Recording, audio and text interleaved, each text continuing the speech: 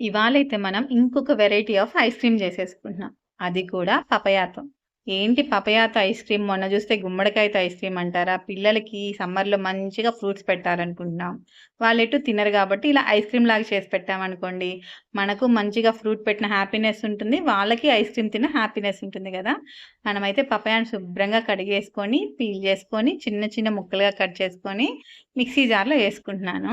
నేనైతే ఇక్కడ కొంచెం కర్డ్ యాడ్ చేసుకుంటున్నాను. కొంచెం తియ్యగా ఉండే పెరుగు యాడ్ చేసుకోండి. కొంచెం ఎండు ద్రాక్ష యాడ్ చేస్తున్నాను. ఇదేంటి ఐస్ క్రీమ్‌లో పెరుగేంటి, ఎండు ద్రాక్ష ఏంటి అనుకుంటున్నారా? ఐస్ క్రీమ్ ఎప్పుడు తియ్యగానే తినాలా ఏంటి? కొంచెం ఇలా డిఫరెంట్‌గా ట్రై చేద్దాం గదా! ఇలా గ్రైండ్ చేసుకున్న దాన్ని ఇదిగోండి ఒక బౌల్‌లో తీసేసుకొని ఓవర్ నైట్ ఫ్రిడ్జ్‌లో పెట్టేస్తున్నాను. ఓవర్ నైట్ ఫ్రిడ్జ్‌లో పెట్టినాక ఇదిగోండి మన ఐస్ క్రీమ్ అయితే రెడీ అయిపోయింది. మన ఐస్ క్రీమ్‌ని డీమోల్డ్ చేసుకున్నాను. కట్ చేసుకుంటున్నాను. మనకి నచ్చిన టాపింగ్స్ ఏసేసుకొని సర్వ్ చేసేసుకోవడమేను. ఎటువంటి ఆర్టిఫిషియల్ కలర్స్ కానీ, ఇంగ్రీడియెంట్స్ కానీ ఏమీ లేవు. జస్ట్ పపాయ, కర్డ్, కిస్మిస్ అంతే కదా! చూడండి మనం చూడడానికి ఐస్ క్రీమ్ ఎంత బావుందో.